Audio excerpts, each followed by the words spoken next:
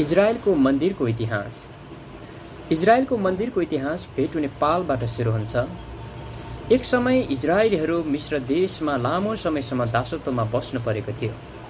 तर परमेश्वरले मोसाको नेतृत्वमा उनीहरूलाई अलौकिक प्रकारले मिश्रीहरूबाट छुटकारा दिनुभयो। त्यसपछि उनीहरू 40 वर्ष सिनाईको उजाड स्थान हुँदै हालको इजरायल देशमा आइपुगेका थिए।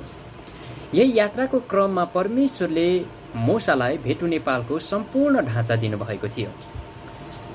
भेटु नेपालमा भएको आँगनको लम्बाइ 100 हात, चौडाइ 50 हात र उचाइ 5 हात थियो। भेटु नेपालभित्र रहेको निवास स्थानको लम्बाइ 30 हात, चौडाइ 10 हात र उचाइ पनि 10 हात नै थियो। र पवित्र स्थानलाई 2 भागमा विभाजन गरिएको थियो। पवित्र स्थान र महापवित्र स्थान गरेर यी भागहरूलाई चिन्ने गरिन्छ।